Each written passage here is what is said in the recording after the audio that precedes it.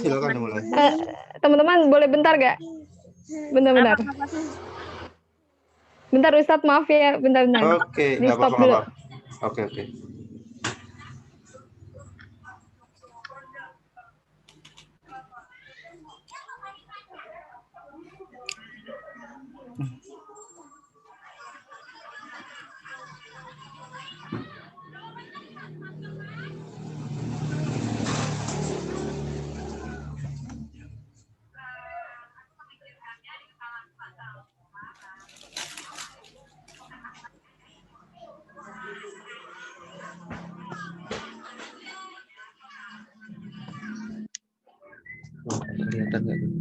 Kelihatan nggak tuh? Kelihatan nggak? Itu siapa?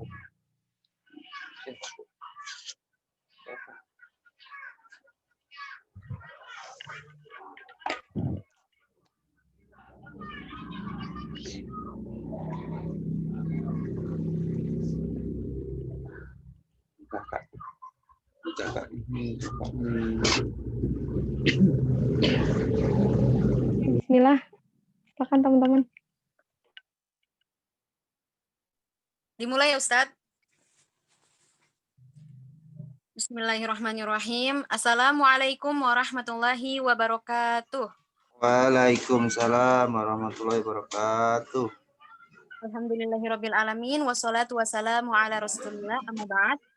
Yang kami hormati dosen kita Ustadz Sunar dan juga teman-teman yang kami cintai. Pada kesempatan kali ini kami kelompok 6 akan mempresentasikan pelajaran Civic Education, yaitu yang berjudul Konstitusi dan Perubahan Konstitusi di Indonesia. Next Han.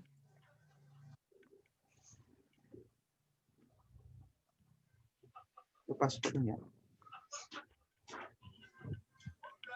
Hana.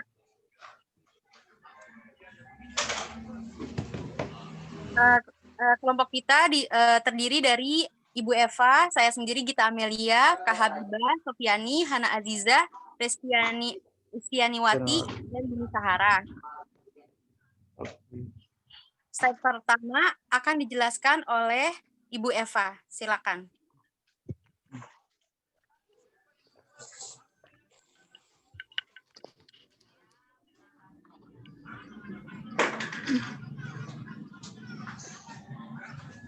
Bu Eva. Ya maaf lupa buka itunya moodnya ya.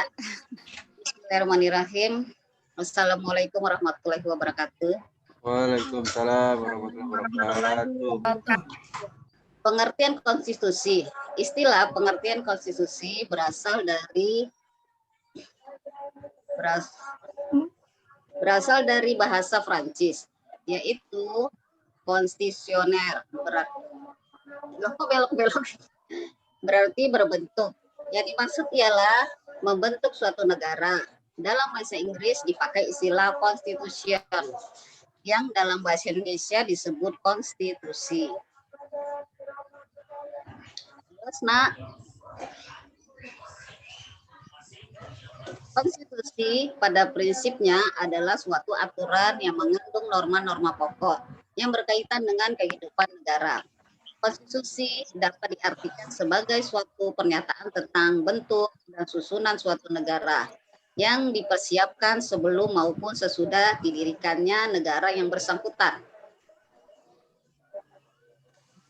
Next, dari konstitusi ini ada tiga, menjadi konstitusi ada tiga. Menurut Herman Hiller, pembagian pengertian konstitusi menjadi tiga. Yang pertama, konstitusi adalah mencerminkan kehidupan politik di dalam masyarakat. Jadi, pengertian politis dan sosiologis. Yang kedua, konstitusi merupakan suatu kesatuan kaidah yang hidup dalam masyarakat. Jadi mengandung pengertian yuridis. Sedangkan yang ketiga, konstitusi yang tulis dalam suatu naskah sebagai undang-undang yang tertinggi yang berlaku dalam suatu negara. Dua syarat konstitusi yang harus dipenuhi. Yang pertama dalam bentuk konstitusi sebagai naskah tertulis yang merupakan undang-undang yang tertinggi yang berlaku dalam suatu negara. Yang kedua isi. Isi konstitusi merupakan peraturan yang bersifat fundamental. Artinya tidak semua masalah yang penting harus dimuat dalam konstitusi, melainkan hal-hal yang bersifat pokok, dasar atau ajas-ajas saja. Jenis konstitusi ada 4. Yang pertama, konstitusi tertulis dan konstitusi tidak dalam bentuk tertulis. Yang kedua, konstitusi fleksibel dan konstitusi rigid. Ketiga, konstitusi derajat tinggi dan konstitusi tidak derajat tinggi. Yang keempat, konstitusi negara serikat dan negara kesatuan. Konstitusi ini nanti akan dijelaskan dengan teman-teman yang lainnya. Ayo, Nak, siapa lagi, Nak? Baik, terima kasih Umi. Selanjutnya yaitu fungsi tujuan dari konstitusi yang akan dijelaskan oleh Kak Hana. Oke, bismillah. Jadi tujuan konstitusi menurut C.F. Strong menyatakan bahwa pada prinsipnya tujuan konstitusi adalah untuk membatasi kewenangan tindakan pemerintah, untuk menjamin hak-hak yang diperintah dan merumuskan pelaksanaan kekuasaan yang berdaulat. Oleh karena itu, setiap konstitusi senantiasa memiliki 2 tujuan, yaitu pertama, untuk memberikan pembatasan dan pengawasan terhadap kekuasaan politik. Yang kedua, untuk membebaskan kekuasaan dari kontrol mutlak para penguasa serta menetapkan batas-batas kekuasaan bagi penguasa. Kemudian, selanjutnya fungsi konstitusi. Keberadaan konstitusi tidak dapat dilepaskan dengan keberadaan negara. Konstitusi ditetapkan pada posisi teratas yang menjadi pedoman untuk jalannya sebuah negara dan mencapai tujuan bersama warga negara. Adapun fungsi konstitusi, baik tertulis maupun tidak tertulis, di antaranya yaitu yang pertama, fungsi penentu dan pembatas kekuasaan organ negara. Kedua, fungsi pengatur hubungan kekuasaan antar organ negara. Ketiga, fungsi pengatur hubungan antar organ negara dengan warga negara. Keempat, fungsi pemberi atau sumber sumber kekuasaan yang asli.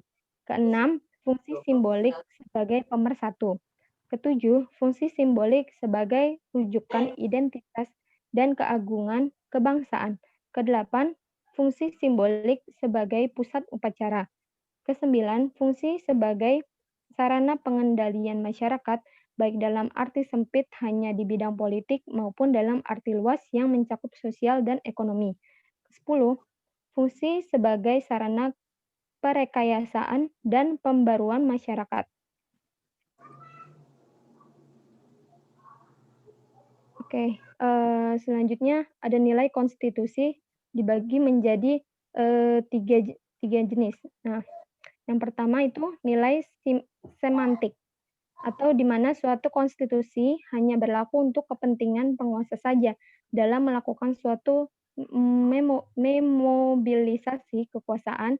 Penguasa akan menggunakan konstitusi sebagai alat untuk melaksanakan sesuatu kekuasaan politik.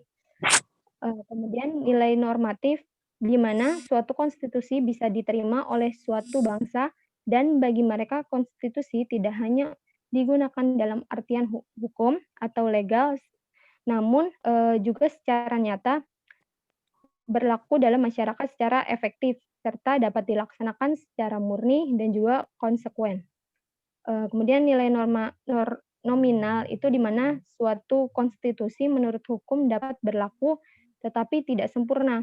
Ketidaksempurnaan tersebut disebabkan karena adanya pasal tertentu yang tidak seluruh pasalnya yang terdapat dalam konstitusi dapat berlaku bagi wilayah negara.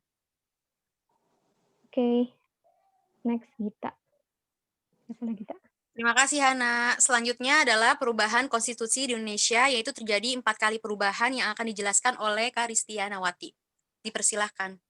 Ya, selanjutnya perubahan konstitusi di Indonesia.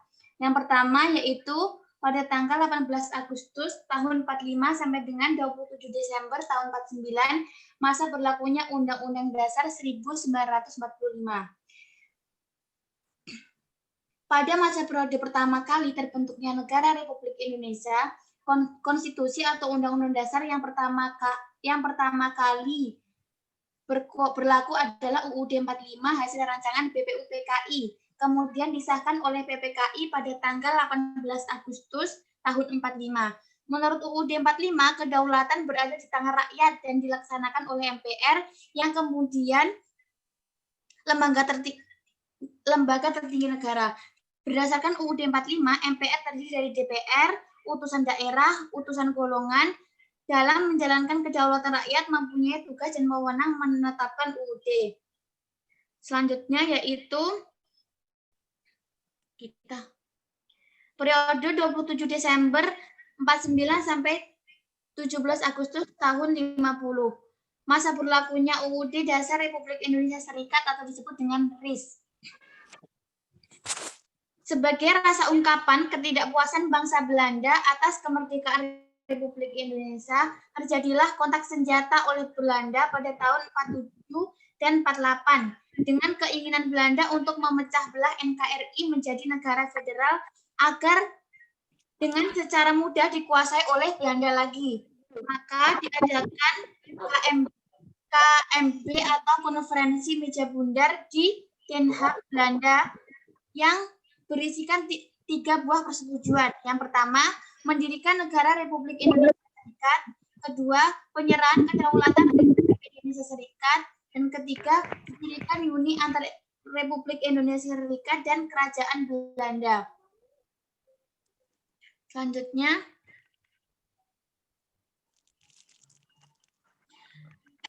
periode 17 Agustus 1950 sampai dengan 5 Juli 59. Kita itu nomor 3 dulu. Maka berlaku Undang-Undang Dasar Sementara atau UUDS tahun 1950. Ternyata konstitusi RIS tidak berumur panjang. Hal ini disebabkan karena isi konstitusi tidak berakar dari kehendak rakyat, juga bukan merupakan kehendak politik rakyat Indonesia, melainkan rekayasa dari pihak Belanda. Next ya.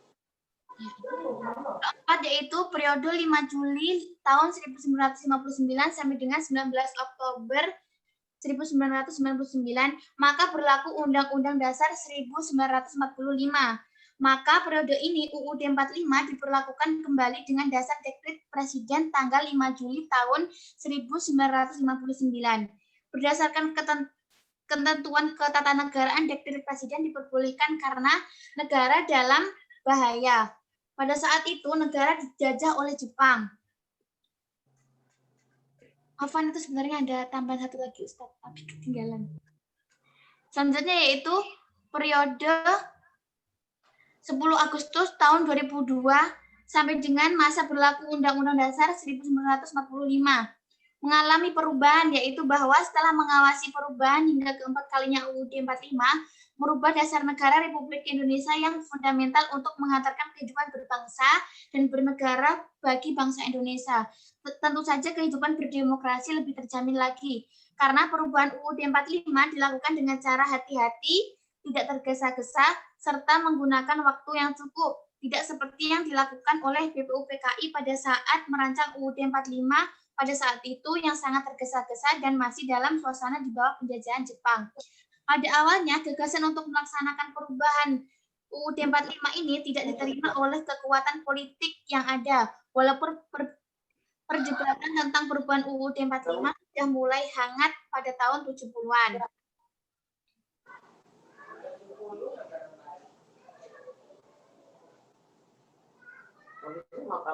Selanjutnya, Dita.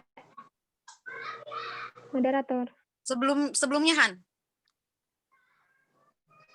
Nah, jadi selanjutnya adalah perkembangan konstitusi di Indonesia. Ini merupakan lanjutan dari perubahan konstitusi di Indonesia yang tadi sudah dijelaskan oleh Kak Ristianawati.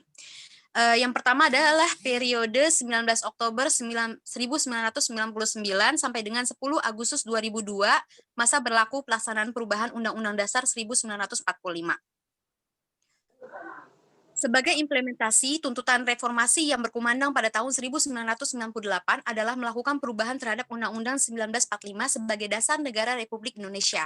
Dasar hukum perubahan Undang-Undang 1945 adalah pasal 3 dan pasal 37 Undang-Undang 1945 yang dilakukan oleh MPR sesuai dengan kewenangannya, sehingga nilai-nilai dan prinsip-prinsip demokrasi di negara Republik Indonesia nampak diterapkan dengan baik. Dalam melakukan perubahan Undang-Undang 1945, MPR menetapkan 5 kesepakatan, yaitu 1. Tidak mengubah pembukaan Undang-Undang Negara Republik Indonesia 1945. Yang kedua, tetap mempertahankan Negara Kesatuan Republik Indonesia. Ketiga, mempertegas sistem pemerintahan presidensial. Yang keempat, penjelasan Undang-Undang Dasar Negara Republik Indonesia tahun 1945 yang memuat hal-hal normatif akan dimasukkan ke dalam pasal-pasal batang tubuh. Dan yang terakhir, yang kelima, melakukan perubahan dengan cara adendum. Pada periode ini, Undang-Undang 1945 mengalami perubahan hingga keempat kali, sehingga mempengaruhi proses kehidupan demokrasi di negara Indonesia. Seiring dengan perubahan Undang-Undang 1945 yang terselenggarakan pada tahun 1999 hingga 2002, maka naskah resmi Undang-Undang 1945 terdiri atas 5 bagian, yaitu Undang-Undang 1945 sebagai naskah aslinya, ditambah dengan perubahan Undang-Undang 1945 ke-1, ke-2, ke-3, dan ke-4, sehingga menjadi dasar negara yang fundamental atau dasar dalam menjalankan kehidupan berbangsa dan bernegara. Selanjutnya, periode 10 Agustus 2002 sampai dengan sekarang, yaitu 2020, yaitu masa berlakunya Undang-Undang Dasar 1945 setelah mengalami banyak perubahan. Bahwa setelah mengawasi perubahan hingga keempat kalinya, Undang-Undang 1945 merupakan dasar negara Republik Indonesia yang fundamental untuk mengantarkan kehidupan berbangsa dan bernegara bagi bangsa Indonesia. Tentu saja kehidupan berdemokrasi lebih terjamin lagi karena perubahan Undang-Undang 1945 dilakukan dengan cara hati-hati, tidak tergesa-gesa, serta menggunakan waktu yang cukup. Tidak seperti yang dilakukan BPUPKI pada saat merancang Undang-Undang waktu itu. Selanjutnya itu adalah sebab-sebab terjadinya perubahan konstitusi di Indonesia yang akan dijelaskan oleh Kak Habibah. Bismillahirrahmanirrahim. Sebab terjadinya perubahan konstitusi di Indonesia. Yang pertama, naskah UUD 1945 dirancang dalam situasi di bawah penjajahan Jepang dan ditetapkan dalam suasana tergesa-gesa sehingga masih terdapat kekurangan dalam menjalankan praktek berbangsa dan bernegara. Yang kedua, Undang-Undang Dasar 1945 sejalan dengan perjalanan waktu, ada yang kurang tepat lagi untuk masa berikutnya. Oleh karena itu, perlu adanya peninjauan ulang untuk mengamandemennya. Yang ketiga, negara asing, khususnya Belanda yang mempropaganda agar Indonesia tidak terbentuk negara kesatuan tetapi negara serikat. Yang keempat, perubahan dari negara serikat kembali ke NKRI untuk mengelabui Belanda, maka UUD yang dipergunakan pun tidak menggunakan UUD 1945, tetapi menggunakan UUD S 1950.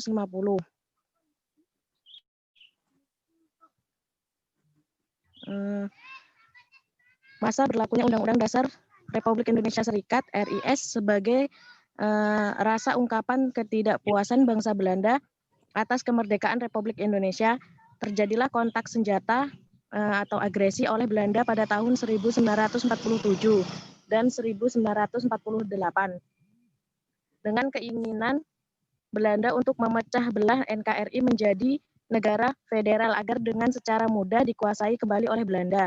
Konferensi Meja Bundar KMB di Den Haag, Belanda dengan menghasilkan 3 buah persetujuan antara lain 1. Mendirikan negara Republik Indonesia Serikat, 2. Menyerahkan kedaulatan kepada Republik Indonesia Serikat, dan yang terakhir didirikan uni antara Republik Indonesia Serikat dengan Kerajaan Belanda. Yang terakhir, karena sistem ketatanegaraan tidak dijalankan dengan baik, pemerintahan kacau dan terjadi ketidakpercayaan dalam menjalankan pemerintahan, maka melalui dekret Presiden kembali menggunakan UUD 1945, Presiden mengambil alih kepemimpinan nasional, konstitusi.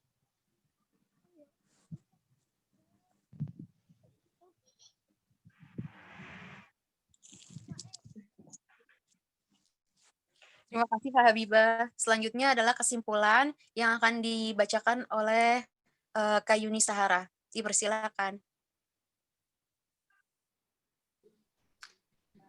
Ya.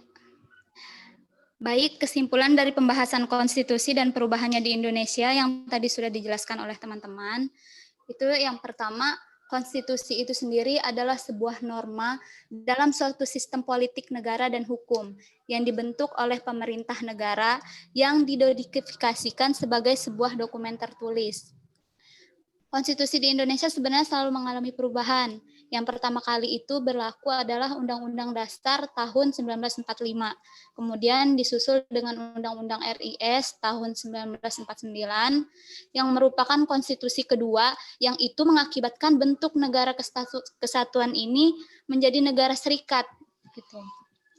Undang-Undang tahun 1950 itu merupakan konstitusi yang ketiga, walaupun kembali lagi kepada negara kesatuan Republik Indonesia, tapi sistem pemerintahannya itu adalah parlementer sampai dikeluarkannya dekret Presiden tanggal 5 Juli tahun 1959. Itu untuk kembali ke Undang-Undang Dasar tahun 1945 yang berlaku hingga reformasi yang menghantarkan amandemen Undang-Undang Dasar tahun 1945 yang keempat kali dan berlaku itu sampai sekarang. Perubahan konstitusi di Indonesia sebenarnya dipengaruhi oleh beberapa faktor. Di antaranya itu adalah bahwa penyusunan rancangan undang-undang dasar yang dilakukan oleh BPUPKI itu sangat tergesa-gesa, sehingga belum begitu sempurna, dan desakan dari Belanda juga merupakan faktor penyebab berubahnya konstitusi, hingga terjadinya pergeseran politik hukum di Indonesia yang menuntut amandemen Undang-Undang Dasar tahun 1945 dan berpengaruh juga pada berubahnya sistem ketatanegaraan Republik Indonesia itu sendiri. Baik, itu kesimpulannya. Saya serahkan kepada moderator. Terima kasih Kak Yuni. Mungkin itu sekian yang bisa kami presentasikan. Mohon maaf apabila banyak kekurangan dan kesalahan kata. Bila kurang jelas mungkin bisa diperjelas lagi nanti sama ustadznya. Wabillahi taufiq wal hidayah. Wassalamualaikum warahmatullahi wabarakatuh. Waalaikumsalam warahmatullahi wabarakatuh. Alhamdulillah. Tadi sudah dijelaskan mengenai konstitusi ya. Di sini presentasi yang sangat menarik. Apakah teman-teman ada yang mau ditanyakan? Ada Ustadz. Silakan. Tadi kan disebutkan adendum ya. Itu sebenarnya apa sih Ustadz? Nah, ada yang menjawab nggak tadi siapa tadi? Adendum kalau nggak salah. Tadi waktu bagian yang proses bagian proses itu dulu. tahapan Itu perubahan konstitusi. Itu ya. Ada yang mau menjelaskan dari pemakalah karena menyebutkan adendum. Apa coba adendum? Di bagian yang 5 poin MPR ya? Adendum itu Ustaz. Kontrak atau surat perjanjian yang berarti tambahan klaus apa ya? Aku juga lupa. Pokoknya intinya kontrak perjanjian aja.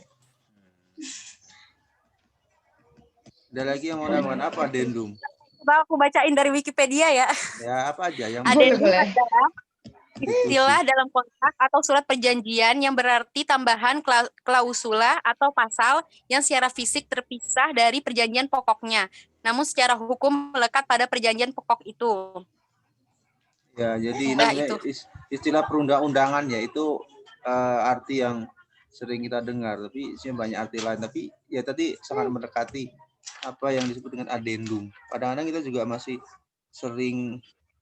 jarang sih mendengarnya ya, tapi tadi mungkin sudah mewakili penjelasan tadi mengenai adendum nanti ya. Ada yang mau ditanyakan lagi? Makasih. Oke, sama-sama. Ada Ustadz, satu lagi. Oke, silakan.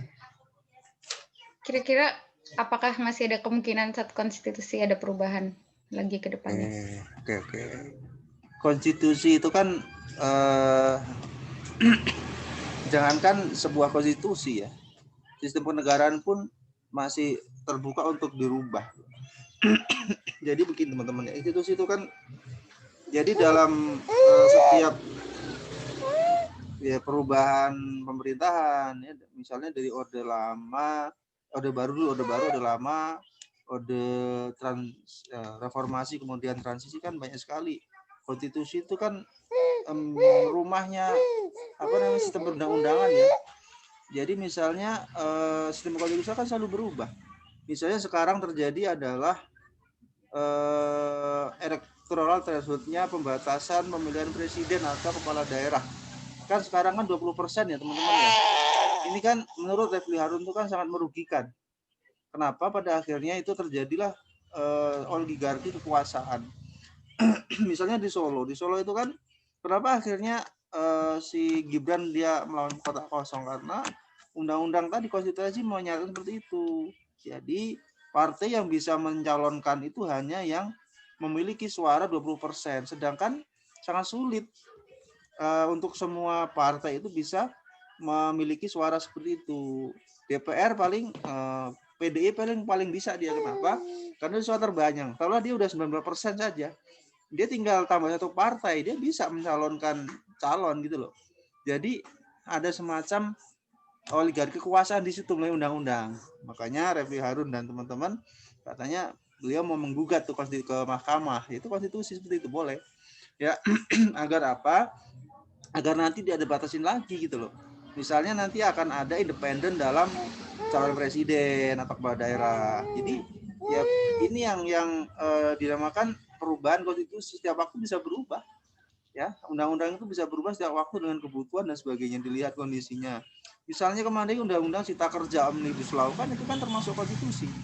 Ya, dirubah dan sebagainya, itulah ketika kita mau merubah yang memang sebenarnya ke konstitusi. Ya, kita menghadap ke MK, kemudian di sana dilakukan setelah judicial review gitu loh. Itu ya. Jadi pertanyaan tadi terjawab ya, itu akan terus berubah konstitusi itu. Ya karena ya itu produk hukum kan, bagian dari produk hukum yang setiap saat bisa saja mengalami perubahan sesuai dengan kebutuhan kondisi sebuah bangsa. Itu menurut saya. Ya, terima kasih Ustadz. Bahkan Pancasila pun kan sangat mungkin dirubah ya, ketika orang-orang yang memegang kekuasaan berbeda. Pancasila akan direduksi menjadi berapa? 3 atau 4 sila kan, Ekasila ya, ketuhanan diubah menjadi ketuhanan yang berbudayaan. Maka sangat terbuka. Ya, dan inilah pertarungan sebuah ideologi, dan siapa yang memiliki suara terbanyak dia yang menang. Itu ya mungkin jawaban saya. Sangat terbuka untuk dirubah dan disesuaikan dengan kebutuhan zaman. Silakan ada yang lain.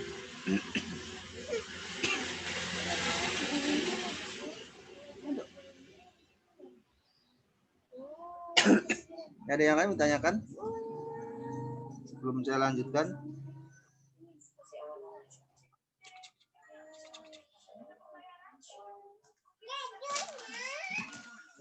Jadi sebenarnya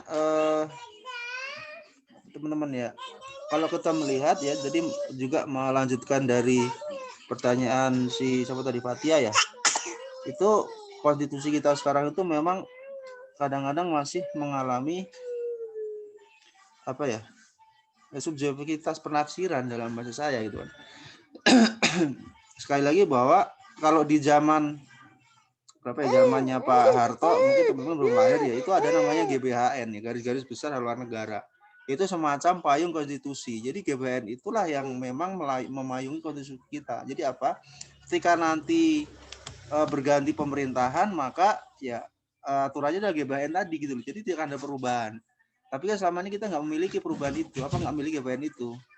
Kalau di tahun itu ada namanya garis-garis besar haluan negara. Jadi pergantian setiap kekuasaan itu harus didasarkan pada GBHN tadi, nggak boleh dari sana. Jadi sekarang kita tidak memiliki sebuah payung untuk bagaimana misalnya melanjutkan sebuah kalau zaman Pak Harto kan ada repelita jangka pendek, jangka panjang, sebenarnya kan ada 5 tahun. Jadi pada akhirnya setiap ganti pemerintahan kita ganti kebijakan, ini yang sangat terjadi gitu loh. Sangat sulit untuk bisa memiliki sebuah sistem konstitusi yang sifatnya final. Dampaknya apa? Dampaknya adalah setiap undang-undang itu akhirnya ditafsirkan atau dibuat sesuai dengan kebutuhan setiap pemerintahan itu sendiri gitu. Udah. Itu ya, jadi teman-teman ya, jadi kita harus bisa apa ya,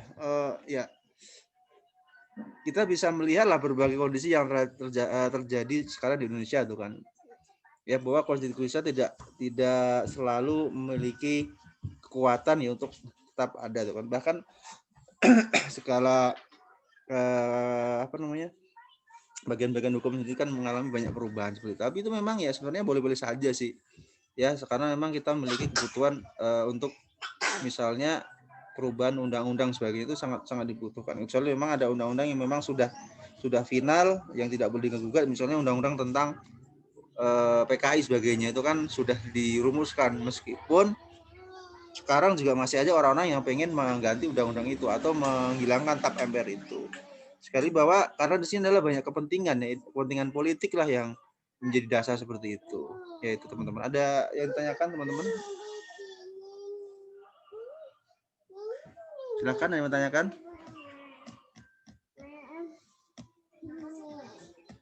Jadi sebenarnya fungsinya apa sih konstitusi itu? Konstitusi itu sebenarnya adalah sebagai alat setidaknya adalah untuk memberikan sebuah arah kebijakan bagaimana agar pemerintahan sebuah negara itu berjalan dengan baik. Dan setiap negara pasti berbeda dalam merumuskan konstitusi. Ya, konstitusi sangat berbeda. Bahkan mungkin tadi dijelaskan atau enggak tadi ya, di beberapa era pemerintahan pun kan berubah. Di era Soeharto, Karno sampai sekarang seperti itu mengalami perubahan-perubahan yang luar biasa. Itu teman-teman ya. Ada yang bertanyakan teman-teman?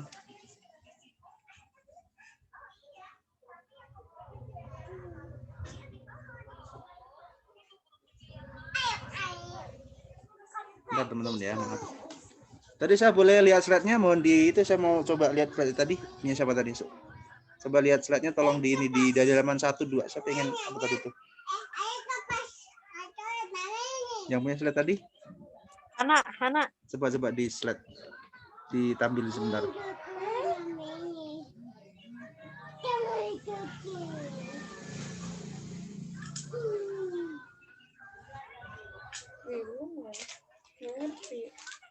Variabel ya. Bikin tabel maksudnya. Bikin tabel maksudnya bikin ini kayak gitu. Iya. Hubungan komunikasi. Jangan di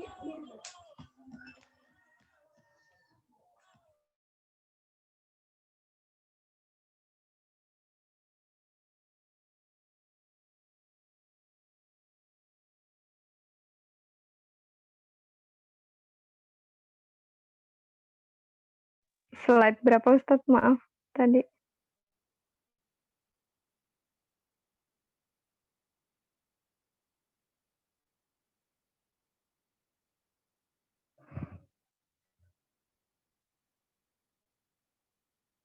Ini dulu ya, ini dulu di slide pertama ini. Menurut Herman, Heller membagi pengertian konstitusi menjadi 3. Konstitusi adalah mencerminkan kehidupan politik di dalam masyarakat sebagai suatu kenyataan. Jadi mengandung pengertian politis dan sosiologis. Konstitusi merupakan satu kesatuan kaidah yang hidup dalam masyarakat. Jadi mengandung pengertian yuridis. Konstitusi yang tulis dalam suatu naskah sebagai undang-undang yang tertinggi berlaku dalam satu negara. Bisa.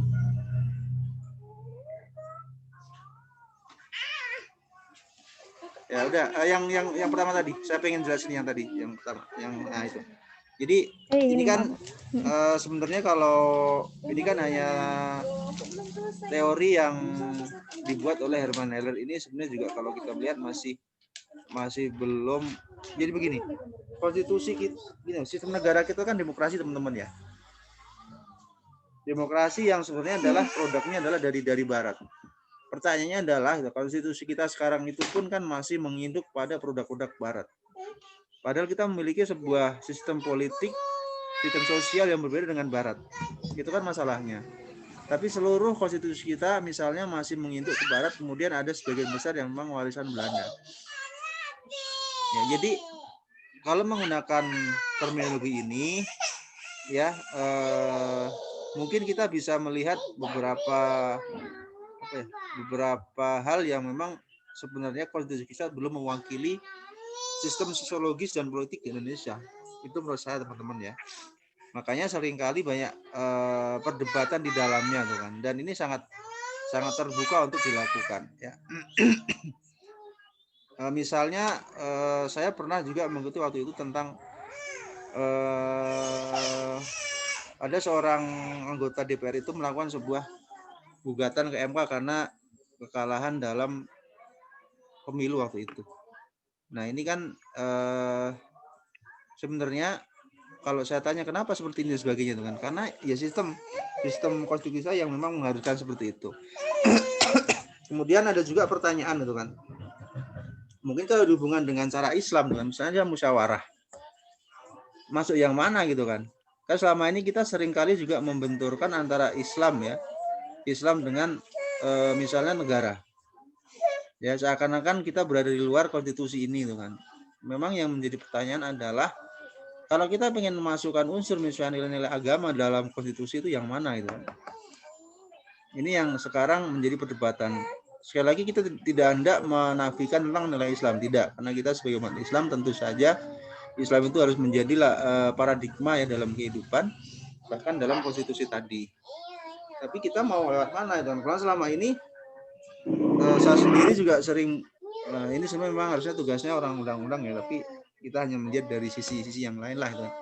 Pertama ini kalau kita melihat memang kita ketika menawarkan konstitusi dalam Islam misalnya, kita adalah masih sifat teoritis gitu loh. Kita belum pada tataran praktis. Ya secara indikatornya apa yang kita gunakan kan belum ada gitu. Misalnya pada hal yang lebih luas misalnya adalah politik Islam. Itu juga belum memiliki sebuah sistem tata nilai yang final. Misalnya di beberapa perdebatan siasah Islam itu kan itu adalah ketika atau misalnya bukunya adalah siapa ya yang ini nih, agak lupa bukunya tentang yang dulu sering disampaikan oleh Ustaz Wis yang warna bukunya agak putih tuh, saya agak lupa. Tapi kan kalau kita melihat sistem politik Islam itu kenapa tidak sesuai dengan negara kita ya? Karena memang itu bisa terapkan ketika negara kita itu menganut nilai-nilai Islam atau secara formal adalah negara yang berdasarkan asas Islam gitu kan. Bagaimana kita menerapkan itu dalam konteks negara yang kalau dalam bahasa kita ya negara kita bukan negara teokratis gitu loh. Misalnya proses pemakzulan presiden, dan kalau dalam Islam kan sudah sangat jelas ya. Bahkan kalau dalam Islam itu cacat moral saja tidak boleh dimakzulkan gitu kan. Misalnya dia terbukti korupsi gitu kan, dia sudah boleh dimakzulkan tuh kan. Turunkanlah pemerintah pemimpin itu. Nah, bagaimana nanti ketika ini kita masukkan dalam undang-undang yang memang sifatnya adalah sekuler seperti ini? Ini kan sangat sulit. Bahkan kalau dalam Islam kan sangat jelas ya. Pemimpin negara itu sekaligus pemimpin imam sholat sebagainya. Seperti itu. Oh, bukunya ini Imam Mawardi kalau salah ya. Imam Mawardi Al-Ahkamah Sultaniyah kalau salah ya. Itu bukunya yang sudah sangat lama sebenarnya yang memang butuh sebuah kajian baru agar sesuai dengan kondisi zaman sekarang. Tapi setidaknya buku itu bisa menjadi sebuah rujukan. Nah ini, jadi konstitusi ini akan sangat luas ketika memang kita hadapkan pada nilai-nilai yang ada dalam Islam misalnya. Ya, yang selanjutnya tadi coba. Ya, yang ini. Oh, ya betul ini. Konstitusi pada prinsipnya adalah suatu aturan yang mengandung norma pokok dengan kehidupan negara. Konstitusi dapat diartikan sebagai suatu pernyataan tentang bentuk dan keseluruhan suatu negara yang dipersiapkan sebelum maupun sudah negara yang bersangkutan. Nah, ini juga masih sifatnya adalah sebuah gambaran umum ya kalau dalam bahasa kita ya, belum menjadi turunan ya. Memang secara konstitusi seperti ini norma-norma, tapi norma-norma itu apa saja nanti sangat banyak kan. Undang-undang kita sangat luar biasa. Siapa yang baca undang-undang kemarin kan katanya undang-undang cipta kerja aja hampir 100 berapa halaman tuh. Jangan-jangan DPR nggak baca lagi kan, puyang gitu. Berarti konstitusinya sangat banyak gitu kan. Ya, seringkali undang-undang itu hanya disidangkan dalam ranah misalnya ranah di ruang persidangan DPR, kemudian nggak pernah dibaca lagi. Kenapa? Sangat banyak. Undang-undang kita terlalu sangat melimpah. Pada akhirnya kita sendiri nggak memahami sebagai bangsa itu kan. Ya, undang-undang kita apa? Misalnya Omnibus Law kemarin kan memang tidak pernah kita lihat isinya. Akhirnya hanya terjadi sebuah perdebatan, bahkan pertentangan dalam ruang media.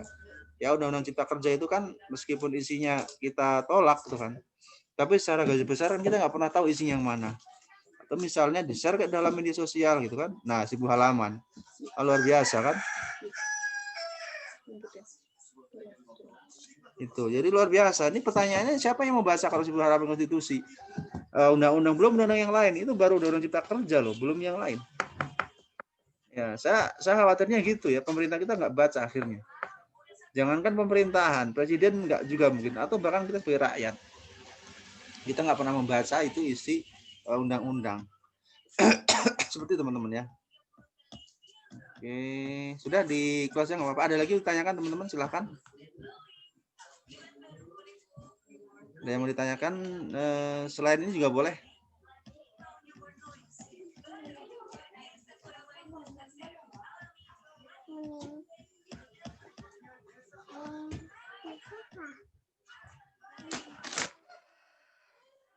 Ada yang mau ditanyakan teman-teman? Bentar, saya absen sekalian teman-teman ya. Tak buka ini dulu. Ya. Apa itu? Awas kakak.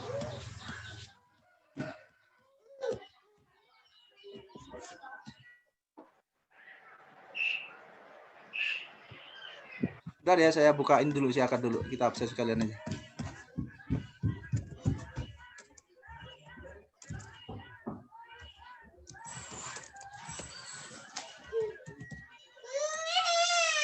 Iya, Anda dulu.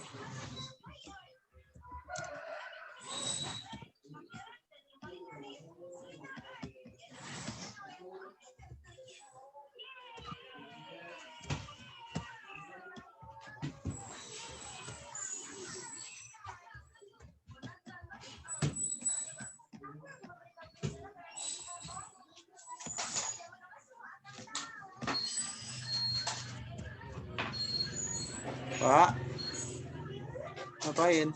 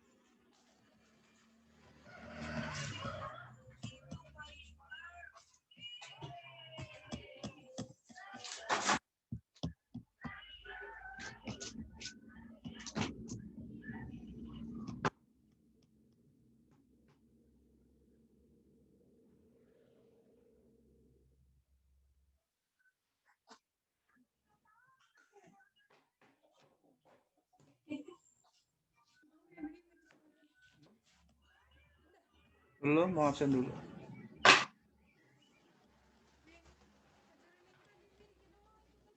Bentar dulu, absen dulu. Belum mau absen dulu nih. Belum.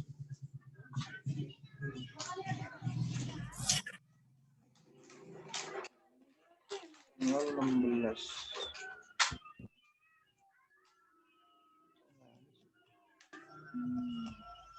Jumat 25. Nah, tanggal 16 nggak ada. Oke.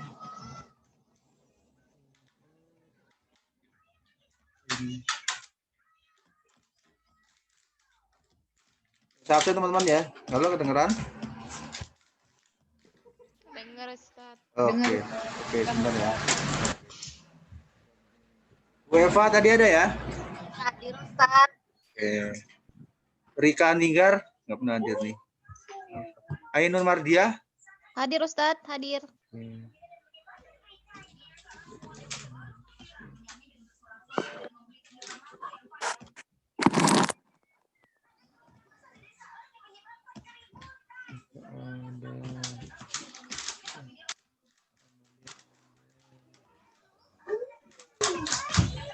Aldawila belum ya, belum masuk ya. Aldawila ada? Aldawila. Nggak ada ya? Lagi honeymoon Ustaz. Oh, iya. Amalia, Horinusa ada? Amalia? Suara kejauhan Ustaz, kecil. Hah? Afwan Ustaz, suaranya kecil banget. Kecil. Oh gitu. Aduh, ini hebat ini jelek. Kayak begini aja nih coba. Amalia ada? Amalia? Amalia ada?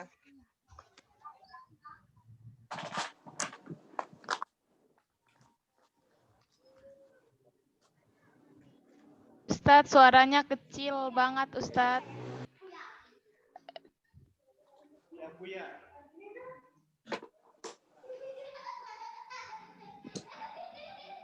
Saya pakai headset Ustaz. Halo, masih kecil suaranya?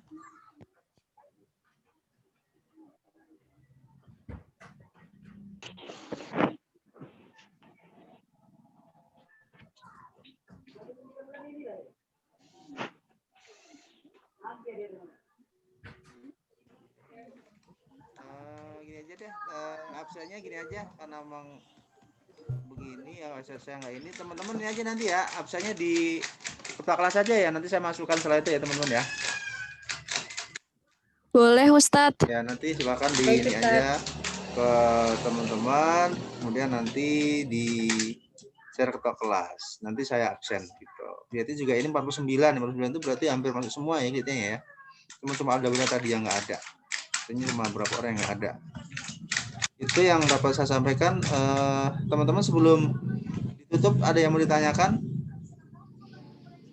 Ustaz. Ya? Ustaz. Ada lagi ya? Cukup Ustaz. Cukup ya. Terima kasih teman jadi. Screenshot aja Kak Ana nih yang di Zoom Kak Ana namanya. Ustaz, Ya. tugas paling lama kapan Ustaz? Pas UTS-nya hari hanya kapan? Kita berarti hari kita ini kuliah kan hari Jumat. Berarti Jumat depan, Jumat depan ya, teman-teman ya. Iya, Ustaz. Jumat depan dikumpulkan. Gampang kan? Cuma satu halaman doang kok. Nggak banyak-banyak. Ya, satu halaman doang nanti silahkan dikumpulkan ya. Ustadz kasih soal yang enak-enak ya Ustadz. Ya, yang gampang. Ya kalau saya sih kalau yang soal UTS itu tenang aja, itu hanya pemahaman saja. Kan seperti saya Pak. pikir. Hah? Saya Ya. pikir yang kemarin Ustadz yang udah dikasih tentang Omnibus Law itu bukan UTS ya, beda lagi. Ya, saya sama seperti Pak Sofyan ya. Kita kan sebenarnya kan praktek teman-teman ya. Cuma karena di Idaro itu wajibkan ada UTS. Maka saya bagi tetap teman-teman mengerjakan tugas tadi yang satu halaman, kemudian sebagai kewajiban tetap mengerjakan UTS CBT. Nah, nanti kerjakanlah maksimal ya seperti itu. Dan itu pun soal-soal pemahaman lah. Misalnya ketika ada korupsi, itu tidak sesuai dengan Pancasila sila berapa. Itu kan pemahaman kan ya. Tidak bisa dihafal kan.